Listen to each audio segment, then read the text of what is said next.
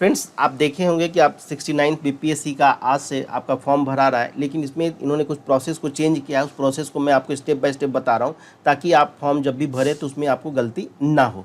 देखो, यहाँ पे जब आप फॉर्म फिल करते हो, सबसे पहली बात कि आप देखना कि OTR फॉर्म ये फिल करवा रहे हैं। आप बीपीएससी के साइट पर जाइएगा। बीपीएससी के साइट पर आप बीपीएससी ऑनलाइन एप्लीकेशन को ओपन करोगे तो यहाँ पे आपसे पूछेगा। यहाँ पे देखो सेकेंड फॉर्म आ गया। अब यहाँ पे आप जाएंगे तो 69 CCE integrated 69 combined competitive examination आ गया। यहाँ से जाएंगे आप ऑनलाइन एप्लीकेशंस में। जब आप यहाँ से ऑनलाइन एप्लीकेशंस में जाएंगे तो ध्यान रखिएगा, ये आपका OTR फॉर्म है। क्या है आपका? ये OTR फॉर्म है। तो यहाँ से आप OTR फॉर्म को भरेंगे। यहाँ से नाम आप डालेंगे, फिर आपका middle name, candidates name, date of birth, ये सारे तो इन्फॉर्मेशन पहले भी फॉर्म में फिल होते थे, लेकिन नया क्या है वो देखो। यहाँ पे आधार कार्ड जो होगा, आधार कार्ड का नंबर डालना होगा, या पैन कार्ड डालेंगे आप, ड्राइविंग लाइसेंस डालेंगे, उसके नंबर्स आपको डालना होगा, और साथ ही साथ उसके जो सर्टिफिकेट है, आपके आधार का जो फोटो है उसका स्कैन करना और PDF फाइल जनरेट करनी। ध्यान रखिएगा, PDF फाइल जनरेट करनी है। अब वो मिनिमम 100 KB, मैक्सिमम 100 KB होगा। 100 KB से ज़्यादा नहीं होना चाहिए। 100 KB से कम होगा तो कोई दिक्कत नहीं है, लेकिन 100 KB से ज़्यादा नहीं होना चाहिए।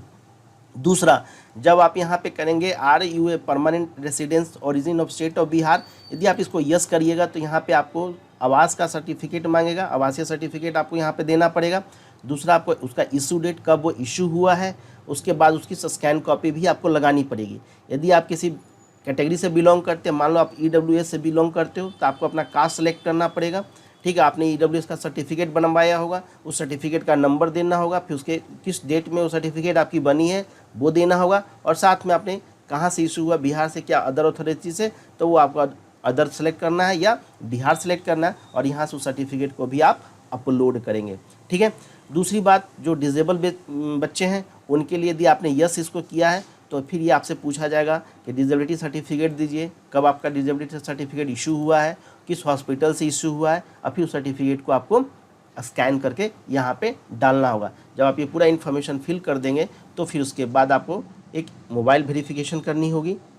मोबाइल नंबर पे आपको OTP आएगा। आप जो भी मोबाइल नंबर यहाँ पे डालेंगे, मोबाइल OTP आ जाएगी, वह वेरीफाई हो जाएगा। आप यहाँ पे ईमेल ID को 2 टाइम टाइप करेंगे, वो वेरीफाई कर लेगा। तो पहला प्रोसेस देखो, इस तरह से पहला प्रोसेस होता है, लेकिन पहला प्रोसेस कंप्लीट करना है। ध्यान से देखिएगा, क्योंकि आगे जब भी आप फॉर्म भरेंगे तो आपको ये सारा इन्फॉर्मेशन दोबारा नहीं फिल करना पड़ेगा। ऑटोमेटिकली आपके एक रजिस्ट्रेशन नंबर जनरेट होता है, उस रजिस्ट्रेशन नंबर के अकॉर्डिंग वो आपको एक्सेस हो जाएगी। आपकी सारी प्रीवियस डेटा यहाँ पे आ जाएगा अगले फॉर्म में जब भी आप भरेंगे। वो भी मैं आपको अभी दिखाऊंगा।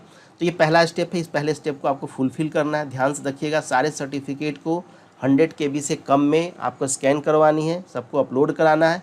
और सबसे इम्पोर्टेंट इन्होंने चेंज क्या क्या, सेकंड फॉर्म जब आपको अभी मैं दिखाऊंगा उसमें क्या कर रहा है इन्होंने कि आपको फॉर्म में फ़ोटो जो है ना वो स्कैन नहीं करना है, स्कैन करके नहीं डालना है। आपको लैपटॉप में या जो मोबाइल आप फिल से भर रहे हो उसके सामने आपको खड़ा होकर के फ़ोटो खिंचवानी है। आप पुराना फ़ोटो नहीं लगा सकते। ठीक है, तो इस चीज़ को आपको ध्यान में रखना है। जैसे देखिए, सेकेंड स्टेप में आपको दिखाता हूँ। जब आप यहाँ पर आएंगे, ये आ गया। अब मान लो मैंने रजिस्ट्रेशन नंबर डाला, जैसे मैंने अभी एक स्टूडेंट का फिल किया था तो वो आया हुआ है। अभी देखो J8B01, ऐसे आप करेंगे, आप डायरेक्ट फॉर्म में आ जाओगे। 69 BPSC, अब इंटीग्रेटेड BPSC आपको दिख रहा होगा यहाँ पे डिटेल। यहाँ से आप जाएंगे एप्लीकेशन फॉर्म में। समझ में आ रही है मेरी बात? यहाँ पे एप्लीकेशन फॉर्म, वो पहला था OTR, अब रजिस्ट्रेशन, अब आप एप्लीकेशन फॉर्म फिल कर रहे हो। अब देखो, जो भी इन्फॉर्मेशन आपने डाल रखा है, आप देखेंगे कि यहाँ पे डायरेक्ट वेब कैमरा ऑन हो जाता है।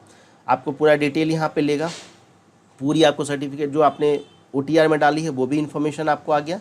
और दूसरा आपको इन्फॉर्मेशन जो यहाँ पे देना है वो मैं आपको दिखा देता हूँ। यहाँ पे ध्यान रखिएगा, जैसे इस पोजीशन पे आप नेक्स्ट फॉर्म में आओगे, पहले पार्ट के बाद दूसरे पार्ट में आ गया तो आपको यहाँ पे सिलेक्ट पोस्ट पूछ रहा है। 69 CCE, CDPO, जो भी आपको आप एलिजिबल हैं आप वहाँ पर टिक कर सकते हो। आप यहाँ पर टिक कर लीजिए।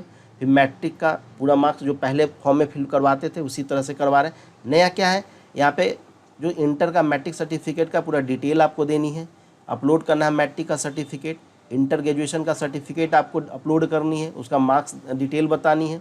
उसके बाद बाकी जो इन्फॉर्मेशन है, फॉर्मल इन्फॉर्मेशन हो, पहले भी होता था। आप जहाँ जो उम्मीदवार से जहाँ आप रह रहे हो, 6 माह से आप अधिक रह रहे हो, वहाँ के 2-3 लोगों का इन्फॉर्मेशन आपको यहाँ पे देना होता है। उसके बाद सबसे जो इम्पोर्टेंट बात है वो देखो, यहाँ पे ये पिक्स आपको देना पड़ेगा, ये आपको लाइव पिक्स लेगा और वहाँ पे आपको स्कैन करना नहीं पड़ेगा। जैसे पहले क्या होता है कि आप फोटो का स्कैन करा करके अपलोड करते थे ना, अब यहाँ पे फोटो का स्कैन करा कर अपलोड नहीं है, यहाँ लाइव पिक्चर आपकी कैप्चर होगी। आप यहाँ पे क्लिक करोगे, लाइव पिक्चर आपकी इस तरह से कैप्चर हो जाती है। क्योंकि मैंने बैकग्राउंड ग्रीन कर दिया है, क्योंकि चाहे तो आप ग्रीन रखो या वाइट रखो, कोई एक कलर का बैकग्राउंड रखना है, जनरली वाइट या ग्रीन आप रख सकते हैं। फिर उसके बाद आप इस फॉर्म को प्रीव्यू करोगे तो जो भी इन्फॉर्मेशन फिल होगा वो आपको एक बार दिखाएगा कि आप एक बार चेक कर लीजिए। मैंने अभी किसी का इन्फॉर्मेशन अभी फिल नहीं किया है, बस मैं आपको ये दिखाना चाह रहा था कि देखो कभी भी फॉर्म को फिल करना तो जल्दबाजी नहीं करना है, आराम से आप फॉर्म को फिल कीजिए। क्योंकि देखो साइबर कैफ़े वाले जल्दबाजी में फॉर्म फिल कर देंगे आपके, ठीक है, लेकिन दिक्कत आपको होगी। इसलिए फॉर्म को जितना समय रहते समय एकदम लास्ट मत जाइएगा कि हाँ लास्ट समय में हम फॉर्म को फिल करेंगे, जल्दबाजी हो जाती है। तो अभी आप क्या करेंगे कि फॉर्म को फिल कर लेंगे, ठीक है।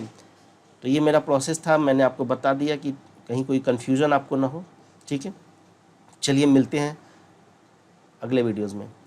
यदि आप इस चैनल पर नए हैं तो आप इस चैनल को सब्सक्राइब कर लीजिएगा, क्योंकि यहाँ पे बीपीएससी के टेस्ट सीरीज़ भी आपको मिल जाएंगे और बीपीएससी के मेंस के आंसर राइटिंग के प्रोग्राम्स भी हमारे चलते हैं, वो भी आपको मिलेंगे।